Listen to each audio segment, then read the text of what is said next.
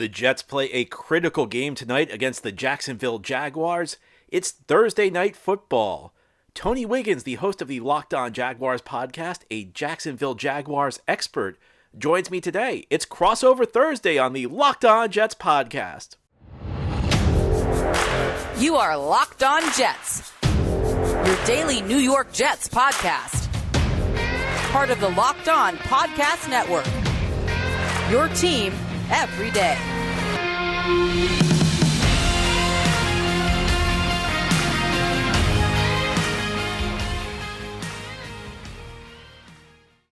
Welcome in, Jets fans and Jaguars fans. It's Crossover Thursday for Thursday Night Football.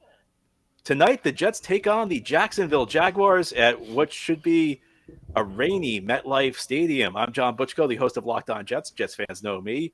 Joined by Tony Wiggins, the host of Locked On Jaguars. Jaguars fans know him. You know, Tony, Absolutely. we did this about a year ago. It was around the holiday season. Both teams were having disappointing years. This year, things looking up for the Jaguars. Things were looking up for the Jets, maybe not so much recently. What's the big storyline around the Jacksonville Jaguars right now? Well, both teams have improved since last year. And speaking of that game, by the way, people thought that was going to be a boring game. That game was extremely entertaining. If you recall how it ended, and Zach Wilson ran for like a 50-yard touchdown, and it was just a whole bunch of wild, crazy stuff going on in that game. So the biggest storyline for Jacksonville is they control their own destiny. They have a clear path to the AFC South Championship. They play the Titans the last game of the season, the Titans who will now be without Ryan Tannehill for the rest of the year. They're a game behind, and they already beat them once. So if they go into that game one game behind, however that happens, like if the Jaguars lose to the Jets, but then the Titans lose to the Cowboys next week, then as long as they're a game behind, that last game will be for the AFC South. So even if they're a game ahead, I think the game will still be for the AFC South because they would have to then win and not lose the tiebreaker advantage to Tennessee. So extremely optimistic. The team has played extremely well. The last 5 weeks, Trevor Lawrence is the second highest rated quarterback in the NFL. So everything now is pointing upward, and everything, the enthusiasm is high. The stadium was packed to the rafters last week against Dallas in a game that they won in thrilling fashion. They've beaten Dallas, Baltimore, the Raiders. They've won 3 out of their last 4 games. So they're riding high a little bit, man, and everything's looking up, and they're sort of looking like that team that no one wants to play. Very similar to what Detroit was last week, the team that you guys lost to barely at the end of the game. You know, very similar to what the Jets were just a couple of weeks ago. This was a Jets team that was a very tough out early in the season. They started 5-2. They started 6-3. They were 7-4. And now the Jets are on a 3-game losing streak, and their season is very much on the line in this Thursday night game. It's kind of tough to believe where we were 3 weeks ago that the Jets could essentially be done for all intents and purposes if they lose this game and fall to 7-8. A very frustrating circumstance for the Jets. And you know what's amazing is that the Jets got off to a great start this year. Zach Wilson, you know, I know the Jaguars have the guy that was drafted first overall in 2021. Of course, Zach Wilson was drafted second overall that year. I could have seen a scenario where the Jets got off to a great start this season. I could have seen a scenario where Zach Wilson played poorly enough to get benched. I'm not sure I saw a scenario where both of those things would happen, because you would have thought if the Jets were off to a great start this year, it would have been because of Zach Wilson. Even in the games that the Jets were winning early in the season, it was more the defense than it was Zach Wilson. It was more the running game than it was Zach Wilson. And then after their bye, the Jets lost this horrible game in New England. They lost 10-3 on a punt return in the last half minute of the game. And that led to Zach Wilson's benching, and Mike White came in for the Jets, played really well against the Chicago Bears 3 weeks ago, played okay the next 2 weeks against Minnesota and Buffalo, tough losses on the road. But in that Buffalo game, he suffered an injury, and then Zach Wilson came right back in. And last week against Detroit, Zach Wilson, he hit some very difficult passes, but he missed a lot of easy passes. It was a really interesting game from that standpoint. But the Jets need Zach Wilson to perform, because their season's on the line. And Tony, I feel like these are teams that are going in two opposite directions, where the Jaguars are entering this game very hot and the Jets are kind of in free fall at the moment. Well, and they're they're at that spot that you just mentioned because of the same position, but for two different reasons. One is because most people believe that the Jets team is built solidly around Zach Wilson. And most people believe that Trevor Lawrence is actually doing everything that he's doing without the team being completely built. So it just goes back to me, excuse my voice is cracking a little bit. It goes back to me thinking about the evaluation process with these two quarterbacks. So much was made of the fact that Zach Wilson played well off schedule with these wild Patrick Mahomes type throws. And so much was made of the fact that Trevor Lawrence was this prospect, Andrew Luck, Peyton Manning, perfect prospect. Well, now I think the Jets actually need Zach Wilson to not play off schedule and to play on schedule. And Trevor Lawrence actually plays off schedule when the time permits him to play off schedule, but he's playing on schedule because with a team that may not have everything that you want at the skill positions and at the offensive line as of yet, that's where you need to actually keep a ship really, really tight, and that quarterback needs to elevate everybody around him by being sound. And I think it's because if there's an advantage, I believe it's because Doug Peterson is a Super Bowl winning quarterback who has a history of knowing how to play with quarterbacks and develop quarterbacks, whereas the Jets are led by a guy who's a defensive coach whose defense is lights out and plays really, really well. So I think that's the tale of the two things. I had some of my Twitter followers research something for me. I said, I need somebody to go back and find all of those tweets that a lot of the New York media guys were saying that they got the best quarterback of the two. Because right now, I'm telling you, if the season were to end today and we go through the offseason and start the season back up, most folks would say that Trevor Lawrence is somewhere between number 5 and number 7 in terms of the NFL. And I think that's a hell of a stride for a guy in his second season. Absolutely. And you can go back 2 years. These were the teams that were battling for Trevor Lawrence. And the game the Jets won that took them out of the number 1 overall draft position was a game where they defeated the Los Angeles Rams on the road. And it was a very infamous moment, and I guess somewhat infamous moment in Jets history, where Braden Mann, the punter, made a game-saving tackle on a punt return. Now, this is a little bit of revisionist history because next week the Jets beat the Cleveland Browns. And it was right. The reason they beat the Browns is because the Browns had a COVID outbreak in their wide receiver room. So the Browns had pretty much none of their receivers. But, Tony, I want to go back to something you said because I think you absolutely hit the nail on the head. In fact, I love it when people say stuff that I say on Locked On Jets, because you made a point that I make a lot about Zach Wilson. So thank you for saying it. You make me look smart in front of my listeners. But I always say that Zach Wilson needs to play on schedule. That's what this offense creates, open receivers. And Zach Wilson missed a lot of those throws last week where, guys were getting open. And if you look at Zach Wilson and Mike White side to side, if you ask who the more physically talented player is, there's not much question. Zach Wilson's way more mobile. He's got a much bigger arm. But who's executing the Jets offense at a higher level? It's been Mike White, because Mike White knows where the ball is supposed to go, and he gets it there. And sometimes Zach Wilson tries to do a little bit too much. I think that was more the case last year than this year. This year, I just think he is a little bit panicky in the pocket, and he abandons pockets before he should. He did not do that a whole lot last week against Detroit, but his movements were not that great in the pocket, and he slid into a couple of sacks, and it just feels like he's not completely comfortable in this offense in a way that maybe Mike White is, even if Mike White isn't as physically gifted as Zach Wilson. So I think you absolutely hit the nail on the head, and you're right. I think Trevor Lawrence. And listen, I think Trevor Lawrence has all the tools in the world. I think if you want big plays, you're going to eventually get them out of Trevor Lawrence. Right. I think one of the most telling signs was, and I cracked a joke about this a couple of days ago on my podcast. I said the Jets had players who actually had a T-shirt with Mike White's face on it, and said something like, "In White we trust," or "In Mike we." And I said, normally where I'm from, when you see a guy on a T-shirt, he's dead, right? And people are like trying to remember him. But not only is Mike White not dead, Zach Wilson ain't dead either, and he's sitting right there watching these dudes celebrate this guy on a shirt. That has to feel funny, man. You talk about your football self-esteem getting ripped out. To me, that's like, I'm like, oh, I saw it on TV. I said, do they have on Mike White shirts? And Zach Wilson is right there?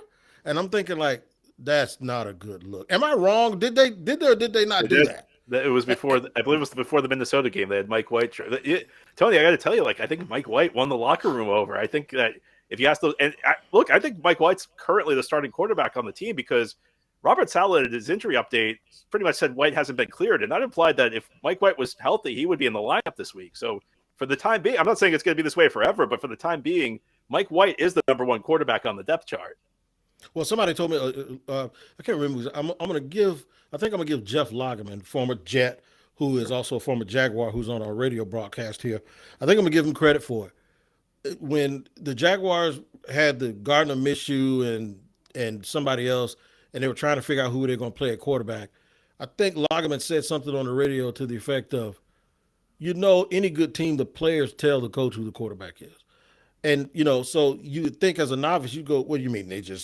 They form a council and somebody walks up to the coach and goes, no, he should be the starter. He said, no. He said, watch them. See who they follow. Look at their body language. If you pay attention to the locker room, the people in the locker room, you'll see their leader. And when it's not the guy that you've designated to be, that's bad. It's extra bad. And it's something that it's not good for them. We're going to talk about some key matchups here in the second segment of the crossover with Locked On Jets and Locked On Jaguars. I got to let you know that PrizePicks is our sponsor today. This is the PrizePicks crossover show. So make sure that you understand the fact that today's show is presented by PrizePicks. PrizePicks is daily fantasy made easy.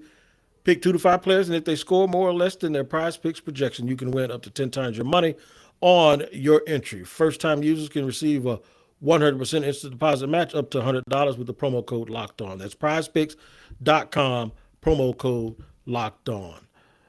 Today's show is also sponsored by and brought to you by Audible. Audible is releasing a slate of new football podcasts that we're sure you're going to love. That's why you'll be able to find an episode from The League available as a bonus episode on Locked On NFL. Narrated by Super Bowl champion and legendary smack talker Richard Sherman and sports broadcaster and rising star Taylor Rooks, The League is an 8-part docuseries about the most bizarre, inspirational, and unlikely stories connected to America's favorite sport, pro football. You don't want to miss this or these untold stories spanning from the 1940s through present. Our bonus episode is called The We of the Cowboy, and it is the incredible story of how the 1977 Dallas Cowboys brought in Bruce Lee's protege to teach their defense martial art. This is unreal. Ushering in a new approach to the way the league trained. Each story offers equal parts history, entertainment, and social commentary. Head over to Locked On NFL for a bonus episode of The League or catch the full series wherever you get your podcast, available now. Audible, get in the game. And you can get in the game here on Locked On Jets and Locked On Jaguars, crossover style, here on a Thursday with John Butchko and Tony Wiggins, making us your first listen, and we thank you for doing that. Your second listen should be the Locked On Today sports show with Peter Bukowski as the host, power-packed, the best show you ever want because it takes all the biggest stories from around the world of sports, take the local experts, and they put it all together. That's Locked On Sports Today with Peter Bukowski. Wherever you get your podcast, make sure you like and subscribe. What you got, John? Well, Tony, you look at the matchups in this game. I'll give you a guy I did not think was going to play, but now it looks like he's going to be in the lineup. It's Quinnen Williams, who's having an all-pro type season, making the leap in his 4th year. He'd always been a good player his first 3 years. He's become a star this year. He suffered a calf injury in Buffalo a few weeks ago, and he did not play against the Detroit Lions.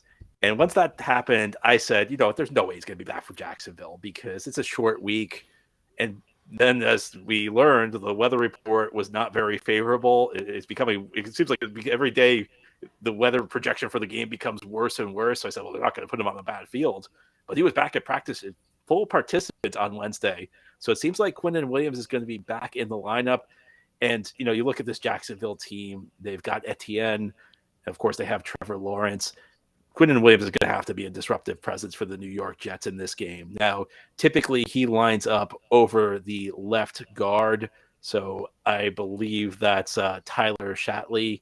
So that's the guy I got my eye on for the Jets on defense. And I don't think it takes any degree of expert analysis. I don't think that was really that insightful to tell you Quinton Williams is the best player on the team.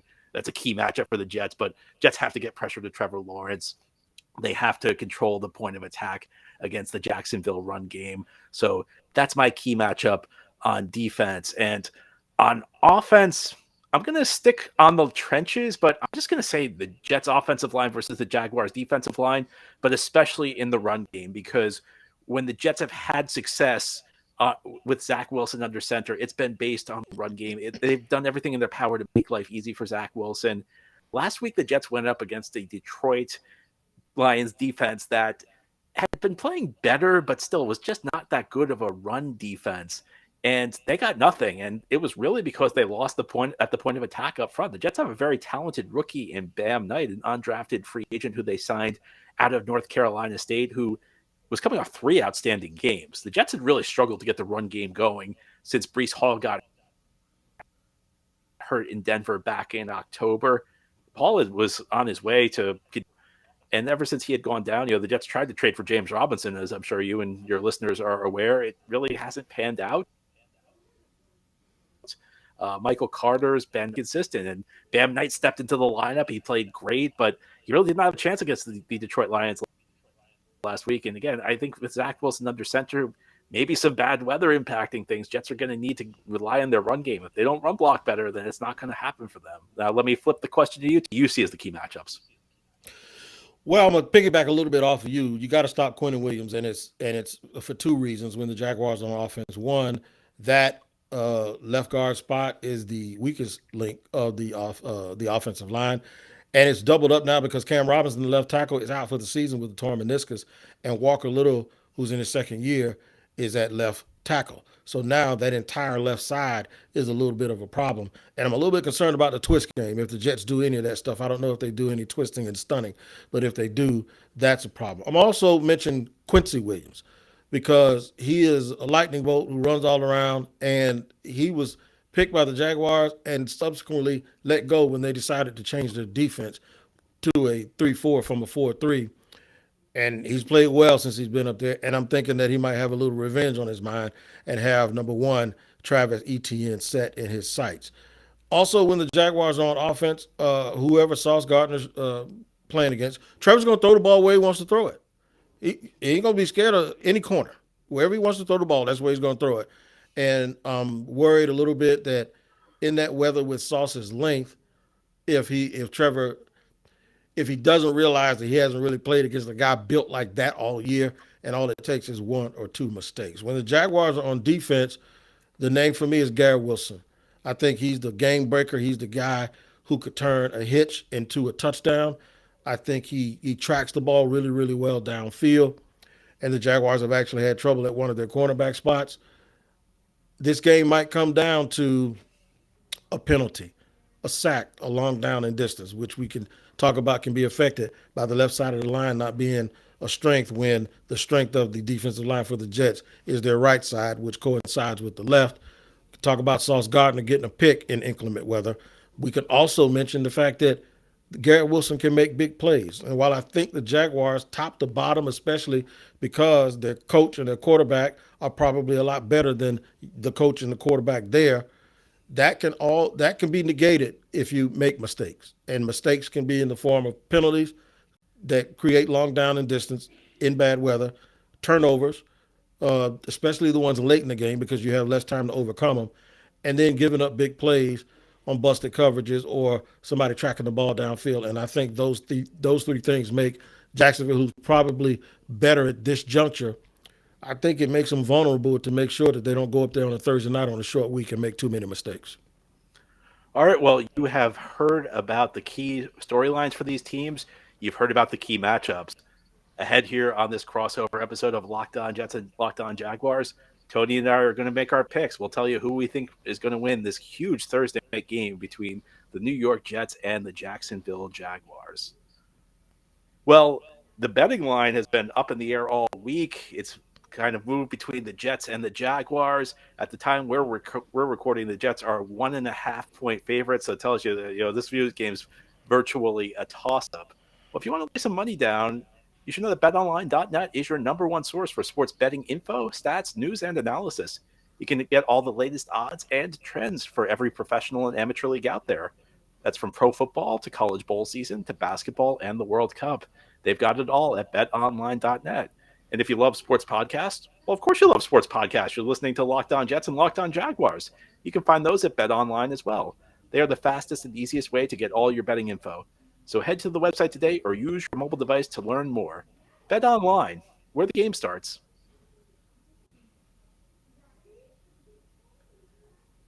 Did you know that driving high is considered driving under the influence?